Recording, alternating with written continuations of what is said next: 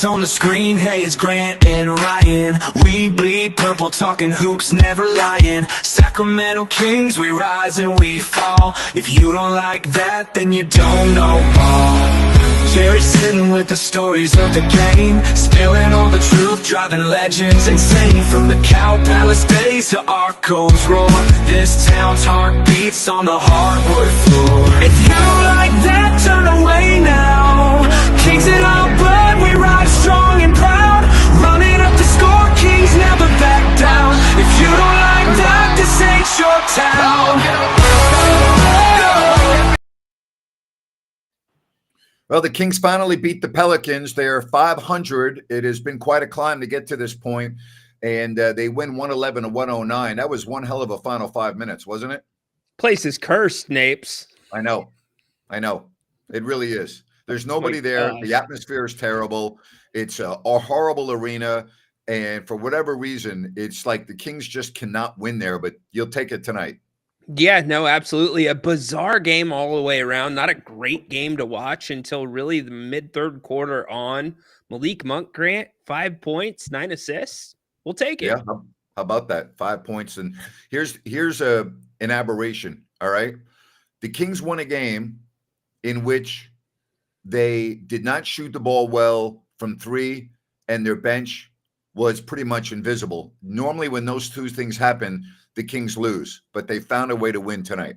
Yeah, well, New Orleans turned the ball over 16 times. They really couldn't get anything going. The shot making was excellent at times by them, and they were physical inside. You got to give them some credit. DeMar DeRozan, Grant, 16 in the third quarter. Third quarter. He had Great 14 third quarter. in under minutes, minutes, Names.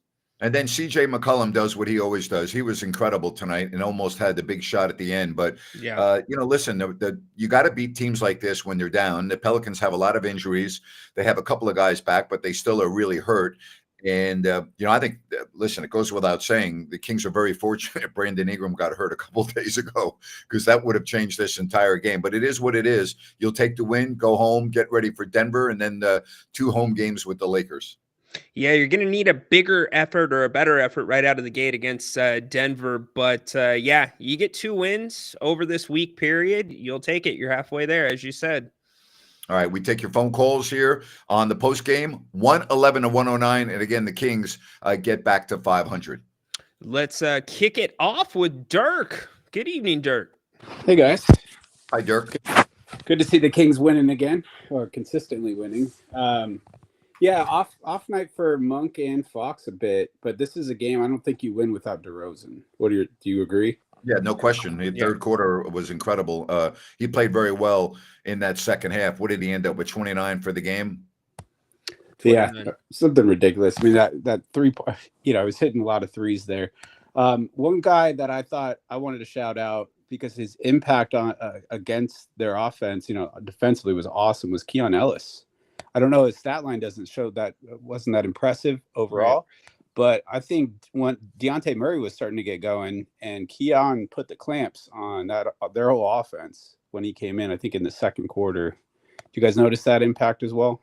Yeah, I thought Keon's rotations, especially in that third quarter, were huge, absolutely huge. And as funny as it sounds, Colby Jones, although it was in small spurts, he did pretty well defensively as well, Dirk.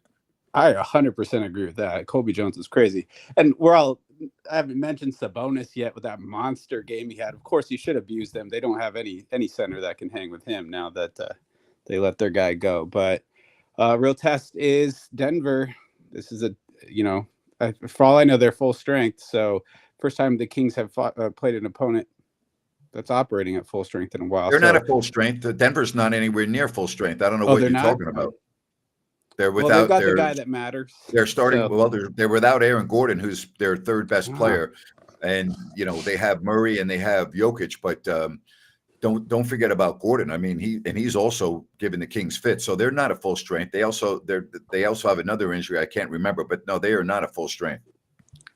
Well, then, I mean, all the more reason the Kings should continue this streak going. It feels like December might be our month. Looking at the rest of the schedule, I'm counting my chickens before they hatch. But well, I wouldn't. You got two. Ryan made a great point a couple nights ago. I think, Dirk, those 2 games coming up against the Lakers are going to be pivotal games. Agreed. And I think the Kings will be up for them. Well, of course they're going to be up for them, but so will the Lakers. Well, this whole thing with Braun, we got to pay attention to that. Taking some time away, whatever that means. Didn't play last game, not supposed to play this next game. Take it for what it's worth. I think we're calling that feeling 40. Yep. Hey, Dirk, we appreciate you being our leadoff man tonight. Thank you very much. Night, guys. Good job, Dirk. Here's what concerns me about what happened tonight. And I'm looking into the future, and I don't have a crystal ball. So I don't know who's going to be on the court when these teams play each other 3 times in less than 2 weeks. Okay? But if you can barely beat New Orleans with the amount of players that are still injured, that does not bode well for those 3 games coming up in February. You know, the matchups are not good. If you have, again, I'm saying if New Orleans has most of their pieces back, that concerns me a little bit based on what I saw tonight. Grant, you could make an argument that you would rather see half of the playoff teams rather than New Orleans, whether they're in this form or healthy, just because of what you said. It's the on-ball action that they run. It's the DHOs. It's the pick and rolls. It's the Kings' worst nightmare when it comes to on-ball defense. Amen. You're absolutely correct. No doubt. But, you know, again, you get the win, you're 500, and now you see if you can start winning some games at home. You know, you've got to get better at home. Grant, if you look at this stretch, you got Denver, you've got the Lakers twice, which we've talked about. Those are the big games. But then after those, you've got Indiana and Detroit still at home.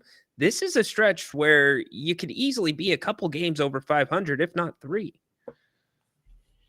You know what, Nate? I don't know what the hell you're watching. The Kings were not great tonight. Okay? So, like, I'm not really sure what you're referring to. They won the game, and that's good, and that's the object. But, you know, when you say the Kings did great tonight, no, they didn't. They did not do great tonight, okay? But they got the win, and as I said, that's what matters, and they're 500. And in order to be relevant, you have to be at least 500, and now we'll see if they can build on that. But the Kings were not great tonight. Well, Nate is obviously grading on a scale. 0-6, and then getting a win. Anything is great. Oh, my God. My goodness. Let's kick it to Michael. Good evening, Michael. I just came back from Japan, and oh my gosh, this is rough. I'm glad to be back healthy. Good back. Yeah, it's a good win for Sacramento, I think, but I think we could be better, honestly. You know, I think it's a matter of time if we start peaking. As you said, we have Denver, we have Lakers, we have Pistons and Pacers. Gotta win those. If we can do it, maybe it's gonna be good things will turn the table around. It's a matter of time. Everything's bunched up in the West. If you go on a 5-game winning streak, you can be right there. If you lose 4 or 5, then you fall right back down, which is what the Kings did. That's why they were in 12th place before the game started tonight, because they just had a really bad 3-week stretch. Well, now maybe they get a good 3-week stretch. Yeah, it's going to be like pretty much flip around, right? So, sorry. But just so you know, while we're talking about this, the Kings still right now, at this moment, they're still not a top 10 team in the West by the standings. So there is no more room for error, because you're getting into now the real meat of the season here after Christmas. And you cannot have a 3-week period, which they just had. You can't go through this. No, you cannot. Got to start winning. You know? Obviously, I'm not counting this win streak. I'm really talking about before that, the real bad 3 weeks leading up to right before before the Houston game. The Kings went through a miserable streak. They were not good, and they lost 7 out of 10. You can't do that in the West more than once a year. You just can't. 3 and 7. More than once. You cannot do more than once for that stretch. Yeah, well, the bottom line is the Kings grade and we grade too on 5-game increments. They ended one last game. They ended that one 3-2. Mike Brown hopes that they go 3-2 every 5. They start off this one with a win, and you're 4-2 now in the league. 4-2 starting lineup. That's better. And we didn't have DeMar DeRozan, I think. Also, I think during that stretch, 7 of 10 loss. Well, again, Denver had injuries. Therefore, they're 12-10. Memphis lost John Morant for a couple of weeks. They're second in Wait, the John West. Morant's out? I wasn't No, aware he of that. was out for a couple of weeks, and Memphis was able Mm. to push forward. The Warriors have managed to win a number of games this year without Steph Curry. Every team's going to go through injuries. The Clippers have not yet had Kawhi Leonard on the court, and they're 14-11. No Kawhi Leonard, so, huh? you just got to. That's why you have a roster of 13 plus. All teams go through injuries. Wow. Yeah. Wow. The bottom line is the Straight first on, 20 is what it is. We've talked about how brutal the schedule is coming home and the easiest part's done. This might be the easiest stretch that you have the rest of the season. So you got to capitalize on it. Absolutely. After a tough stretch, now take advantage of an lighter stretch. When it's lighter stretch. There you go, Michael. Thanks. As big as these games are upcoming, Ryan and Michael, for the Kings, particularly against the Lakers, there is equally as important for the Lakers. So keep that in mind. Good point. Very good point. Bonus 10-1 against Anthony Davis. Got him all. Keep that in eye. Keep an eye on that. They also lost the last time they played. Yeah. Yeah. Glad you're back from Japan, my man. Good seeing you. Yeah. It was great. It was a great trip. It was fun there. Awesome. Thanks, Michael. Thank you. And listen, I think the Kings are better than the Lakers. I think they're a better team, and I think they should win both games at home. But shoulda, coulda, woulda. We've been down this road before. I like the way they match up with the Lakers. The Lakers need to get Reeves back on the court because he was playing so well for them. If the Lakers are healthy when they play the Kings, winning 2 games against them is not going to be easy. I think they can do it, but I mean, the Lakers, they still present some problems. Those two teams, when they get together, anything can happen. Correct. Especially at this point in Braun's career. You got 2 in sack. You got a new rookie in the mix with Dalton Connect, JJ Redick, etc. But you got to remember, Grant, the only time the Kings played the Lakers this year, we both thought Coach Brown cost them that game. Yes, I would agree with that. We'll revisit that, obviously, coming up next week before they take on the Lakers. Don't forget about New Works Plumbing. They've got a fix for you, and they're available around the clock 24/7. Go to sackserviceplumbing.com or call the number on your screen. That's New Works Plumbing. They've got a fix for you, and again, they are available around the clock. 916-713-1010 or sackserviceplumbing.com. New Works Plumbing. They've got a fix for you. Hey, how about Bennett's Restaurants this weekend for brunch? That's exactly right. Get down to Bennett's, all right? They're awesome. Sacramento, Roseville, the West Side Grill. Enjoy their weekend brunch. Great place to gather for the holidays in their daily happy hour 2 to 6 with great share plates, the Sips and Taste happy hour, good prices on their various wines. Go to Bennett'sRestaurants.com, make a reservation, get more information. That's Bennett's Prime Seafood and Steak at Bennett's, Bennett'sRestaurants.com. Our good friend, Rich Flicker, happy to announce he finished his round of therapy, and he's going to be celebrating at Bennett's this weekend. So congratulations, man. Yeah, good job, Rich. For you. Yeah, good job. That's fabulous. Great job. Enjoy your meal. Yep, absolutely. Jay, what's up, man? What's going on? How you guys doing? Good. How are you? I'm doing good. Am I allowed to cuss? You're allowed to, but we prefer you not to. Okay, well but you can. I mean, we're on the internet. You can curse. Well, it's not going to be any F-bombs. I was just going to say that shit was. Go ahead.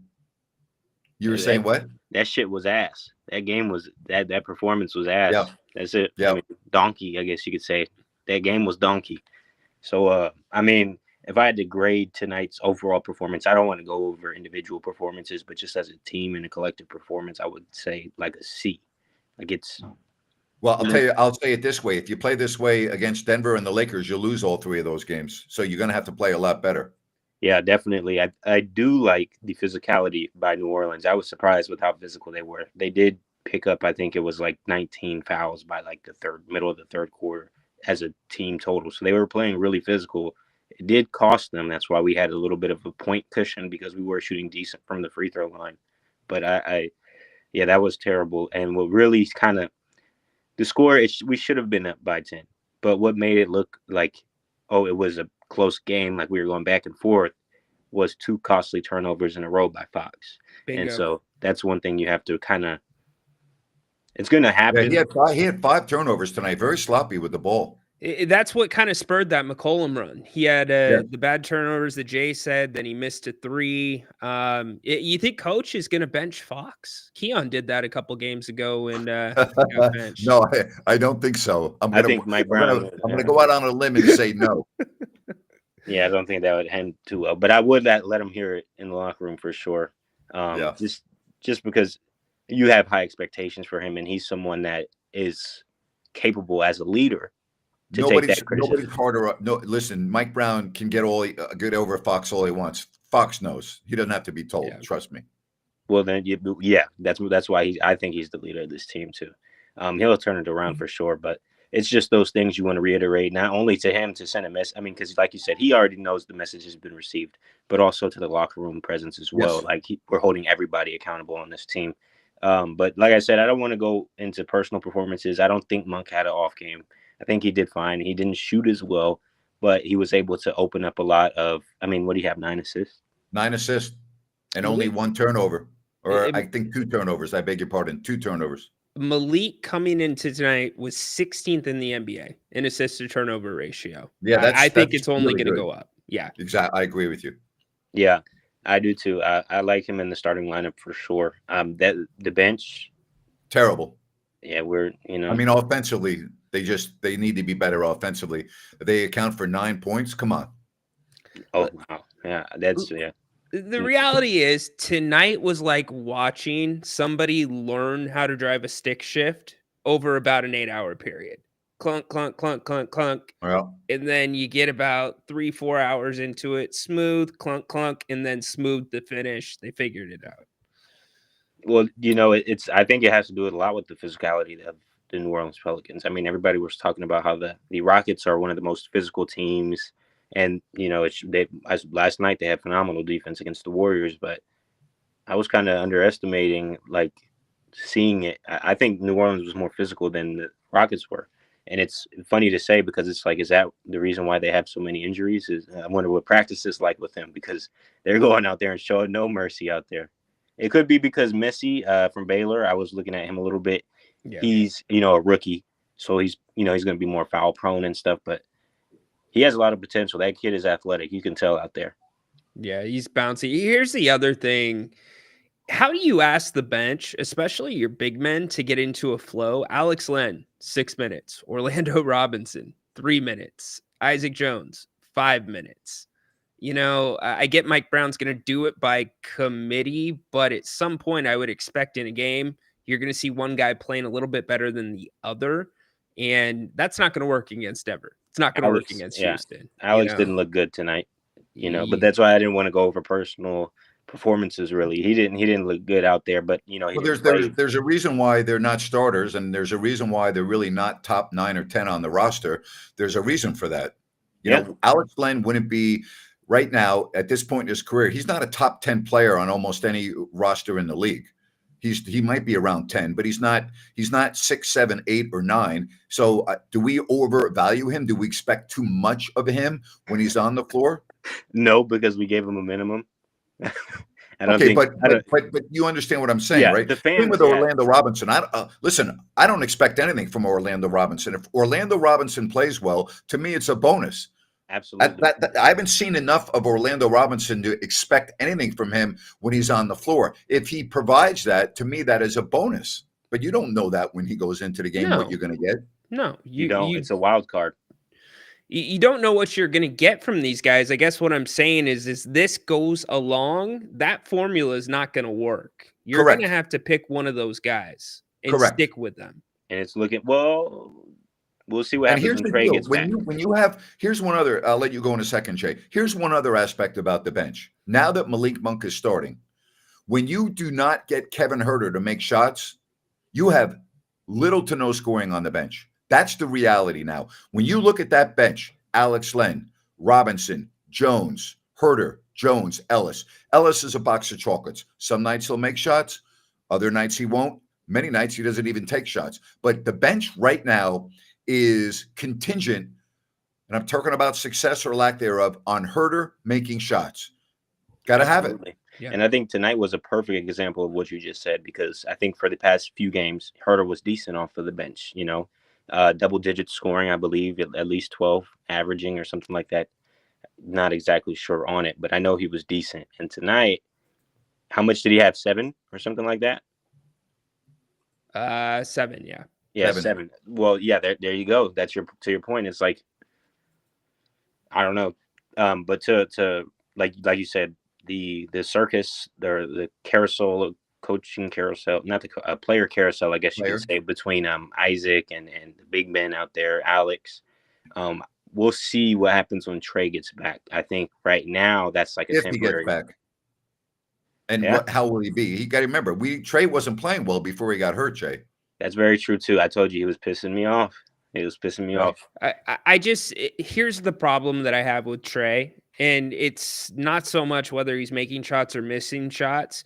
It's when this team plays best, it was at the end of the third quarter when the pace gets going. They're running up the court. That's not Trey Lyles' game, unfortunately. Isaac Jones can play that game, but he's young. He's raw. You're going to have to let him play through some things. You can't throw the young man on the bench after 5 minutes. You got to let him get some adversity under his belt. Yeah, I think he has a lot of potential.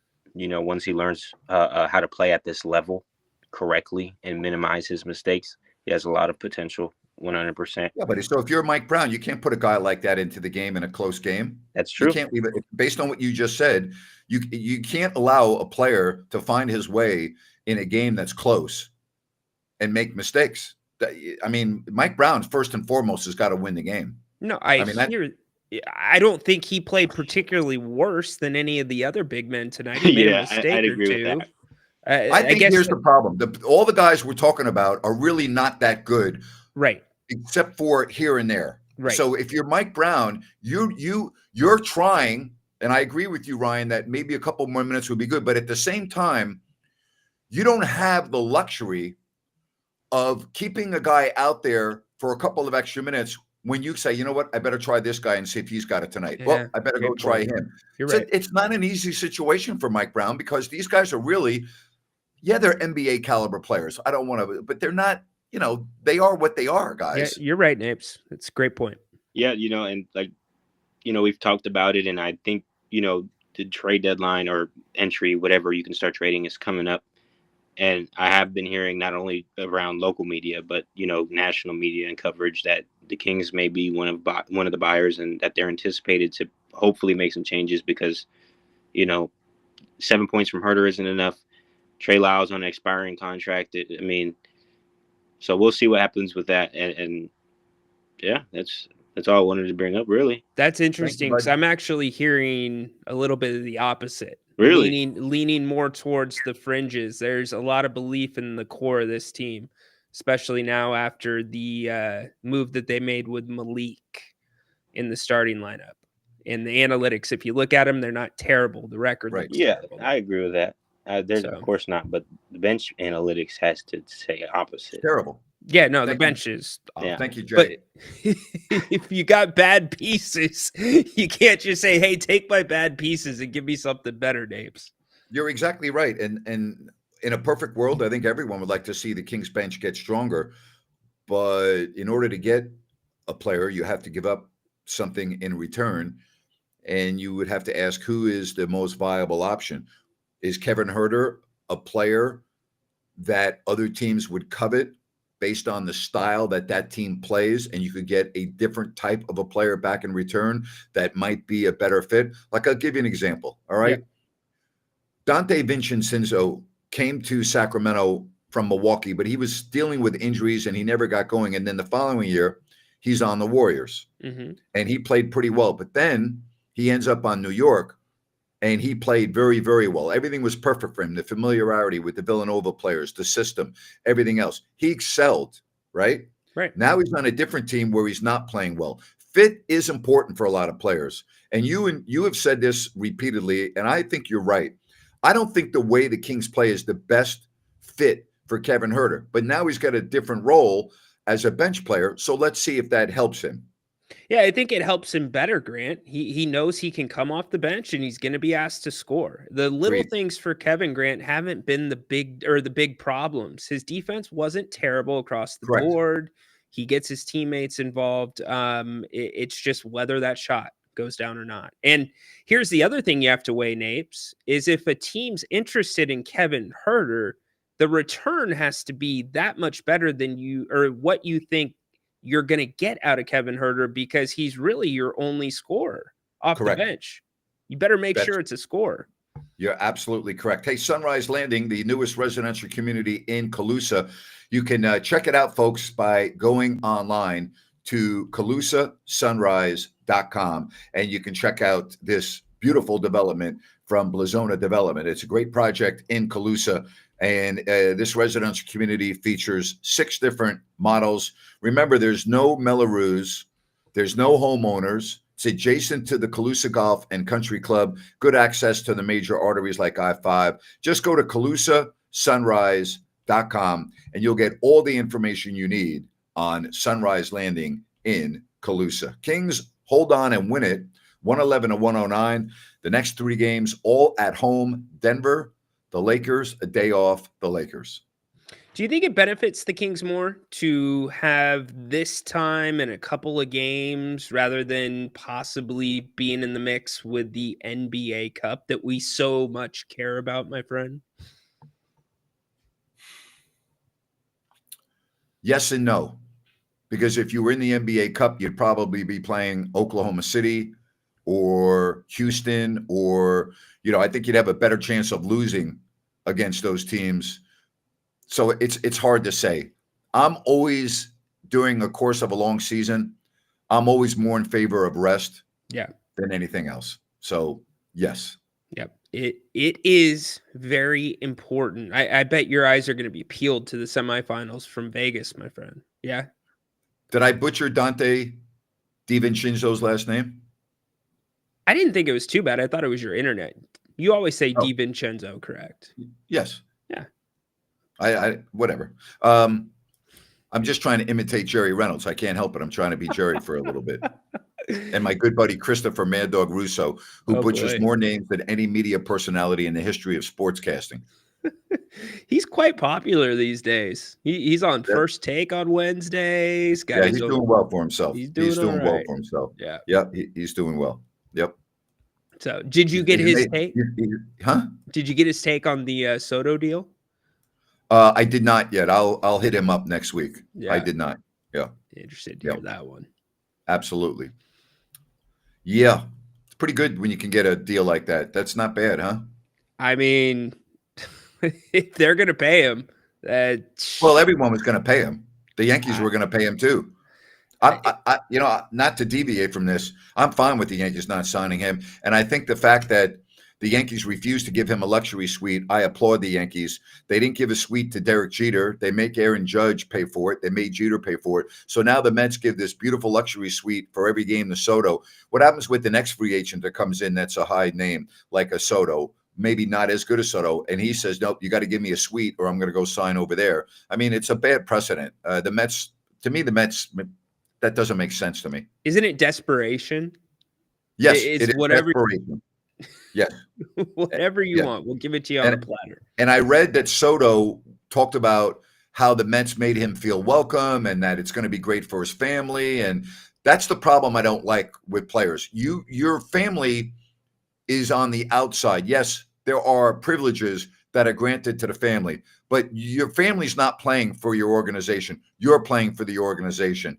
And he got upset because the security guard at Yankee Stadium did not allow his chef in to a restricted area because he didn't have the proper credentials. And Soto got into a big beef. And they finally smoothed it over. But Soto was talking about, they need to treat my family better. And you know what? That's a bunch of crap. Stop it already. Grant, I would imagine that's a very fine line with family and professional teams. You hear stories about Doug and Jackie back from the classic team. I know down in college, we had to quit letting families into the team room at halftime because they were trying to get to coach. In fact, one family specifically. So I could see where that could easily turn into an issue with your teammates and or your coaches. Jackie because of Jackie Christie, the Kings had to get an extra bus An extra bus that then all of a sudden, instead of everyone going on one bus, she went on the second bus with the members of the media and some of the equipment staff and people like that. Yes, absolutely. And then they just that's been the norm. Correct. Very interesting. And they always put them on a different floor. I mean, they had to make certain provisions for that. And so, and in all fairness, and I really mean this, the vast majority of the players on the team had no problem with that. Mm-hmm. They, once she got off the bus and the Kings got her own transportation with, it was a non-issue. The players did not feel comfortable with her on the bus, and I understand that. Totally. I understand that completely, nor should you. It's kind of their safe place, Correct. just like the locker room. That's kind of Correct. their place. There's Correct. separation. But they didn't have a problem with her on the second bus and all that was really not an issue. But that makes a huge difference. If you don't have the second bus, that's where that friction comes in. And you know, she had to sit in the part of the airplane where the players weren't at. I mean, you know, there were provisions made. Very good. Let's yeah, not a chance. Anyways, Kings win, light the beam back to 500. Grant, do they stay at 500 or over from here? I'm going to say yes. I'm going to say yes unless Fox gets hurt. Yeah. Do you feel more comfortable? And this is, there's no world where you are comfortable without De'Aaron Fox. But as you see the team shift a little bit more with Malik taking the point guard responsibilities, does that ease your concern that you might be able to get through a patch easier without Fox? A small patch, yes. Yeah, just here and there. I'm with you. A small patch. And a lot depends on who you're playing and matchups and things like that. The bottom line is, if you don't have Fox and then Monk's got to pick up more of the slack with how poorly the bench has been playing on most nights, that would make me very nervous because now you're one man down. That means your other players have to play more minutes. We talk about attrition. What happened during that rough stretch when Mike Brown was playing his guys 40 plus minutes? What happened? Sabonis went down with a back. DeRozan went down with a back. I mean, it's not a recipe for success. Completely agree. And look, what you're doing now with both of them out there, you're letting Domas get back to what he does best. He had 21 rebounds tonight.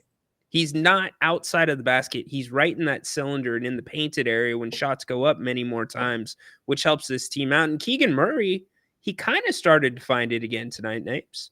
Yeah, I thought his last couple of minutes of the game were very good. He made a couple clutch baskets. And, you know, again, we talk about his defense on most nights. I'd like to see him score more, but yeah, you know, maybe it's not going to happen this year. And it is what it is. So the reality is New Orleans, for whatever reason, is a tough matchup for Sacramento. We saw it last year. They beat the Kings without Zion Williamson. They beat the Kings without McCollum. They beat the Kings without Brandon Ingram, right? I mean, they weren't healthy when they played the Kings last year, and they still went 6-0 against them. Because every guy 1 through 5 can put the ball on the floor and go to the hoop. Yes. It's bottom and line.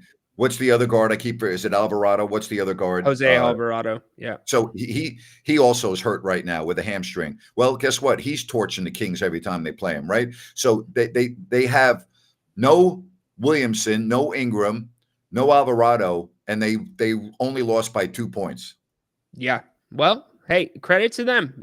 Look, they create their own energy almost every single night, whether they are on the road or they are at home, especially at home. That was pathetic tonight in New Orleans. It was pathetic. I feel for him if that's how you're playing and you make a run at it. And CJ, the consummate veteran that he is, almost brings it out in the end for him. And you got to remember, this team not only has the players that I just mentioned, they had DeJounte Murray out for a month with a broken hand. Right. They had CJ McCollum out for, I think, 2 weeks or so. I mean, think about basically their entire team has been hurt this year. Think about that. That's why they only have 5 wins. Yeah, it's hard to fathom. I never thought I'd see a more wacky year than 22-23 with the injuries. I think this year is surpassing it already Yes. before the All-Star break. Well, look at Phoenix and what they have done with Durant and without Durant. I mean, Yeah, when that's a Durant's great been on the point. floor this year, Phoenix has been one of the top teams in the league. When he's Yep. not on the floor, they can't win. I think it's something like 12-2 when him and Booker Yeah, are and out then I there look at together. Oklahoma. Yes, that's right. And then I look at Oklahoma City, and they lose Chet Holmgren for at least 3 months, and they don't skip a beat. And they get Hartenstein, who has picked up the slack. But I mean, Chet Holmgren was a big piece to what they were doing. Well, they still just keep rolling. That's very impressive. Very impressive. Because no matter what they do, everybody fits the system they want Yes. to play. It Yes. might change things up a little bit, but they still take more shots, make more shots than their opponents, and on some nights they have more steals than turnovers, Daves. That's very true. And I look at the other teams in the West, like I already talked about Memphis. They went through a bad stretch of injuries. Yeah. And they didn't miss a beat. And look where they are right now. Yep. Second in the West. You look at teams like that, and I wonder, like, you made a great point a moment ago. It reminds me of the Kings during the Rick Adelman years. When they had an injury, well, I'll give you a great example. When Chris Webber was out all year and came back on March 2nd, the Kings had the best record in the NBA. Why could they do that? Because Rick Adelman had a system and the players on the team that fit into the system and relished their roles and did it very well. When Chris came back for the rest of the year, the Kings were a 500 team and lost in the second round of the playoffs. There are many, myself included, that feel like the Kings would have been the number 1 or number 2 seed in the West that year. Again, through March 2nd, they had the best record in the NBA. And I believe they would have gone on and made it to the Western Conference Finals this year had Chris either not come back or said, you know what, you guys are playing very well. Let me come off the bench and find a new role. Interesting. Was not coming back on the table for that year? No. No? Not for I Chris. figured, yeah, No. he had to be back. But he was never the same. And the worst thing that happened to the Kings that year, Chris came back that night against the Clippers and played great. Uh-huh. We started a road trip 3 nights later or 2 nights later in Miami. Lamar Odom destroyed him. It was embarrassing. Destroyed him. The next night we're in Orlando, and Rick comes up to Chris and says, listen, you know, it's the back-to-back. We got to be careful here. Chris went off on Rick, started cursing at him. F that. I'm playing, blah, blah, blah. He played horribly, never really played well the rest of the season. And there were those like Aileen Boyson of the Sacramento Bee, and she was right, even though she took a lot of flack. She was writing columns saying this is a mistake, that Rick needs to coach the team and do what's best for the team and bring Chris off the bench because he's disrupting this great Kings team. And she was right. And that's exactly what happened. What did the guys feel about it in the locker room? The guys also were privately wishing that Chris had accepted a different role. Interesting. Privately. They would never say that publicly, but yes, the guys were like, man, we were rolling. They're not stupid. They know, but they also know, when you're dealing with a guy with a huge ego who was still basically the franchise. You had Rick, who was a great coach, but non-confrontational. He was the quote unquote players coach. He let the players do what they want as long as they played well. Let them skip practices. You know what I mean? Like he gave them a lot of leeway as long as they performed in the games. Yeah, because that locker room was different. At least you were closer than I was, but that seemed like a different group that kind of policed themselves. And well, they did police themselves, and Vlade Divac was the guy that policed everyone. And guess what? It worked. Yep. It worked because Rick had a bunch of veteran players that knew how to win. And no matter what they were doing the night before or the day before, Ryno, they would come out and they would play, and they would play very well on most nights. And Rick was, to his credit, smart enough to realize that and not get in the way of it. Hey, before we move on, I want to do my rant. All right? Yep. And my rant, all right, is brought to you by EDH Motors Automotive Reimagined. All right. So again, go to edhmotors.com. And if you're looking at a new vehicle this Christmas, go see them. Whether it's Mercedes, Land Rover, Toyota, whatever brand you're looking for, EDH Motors can get it for you, and you never have to step foot into a typical franchise dealership. It's going to save you money. It's going to save you time. Hey, you might even have a little fun. Check out their inventory at edhmotors.com. They've got a little bit of everything from exotics, highline, classics, economy. And here's what you need to remember. If they don't have what you're looking for, they'll go get it for you. Just go to their beautiful auto lounge. It's in the El Dorado Hills Town Center. That's EDH Motors Automotive Reimagined. Once again, go to edhmotors.com and check it all out. A great new concept. All right. It is all over in Santa Clara, and the San Francisco 49ers are pretty much done. They lose at home to the Rams, and they don't score a touchdown.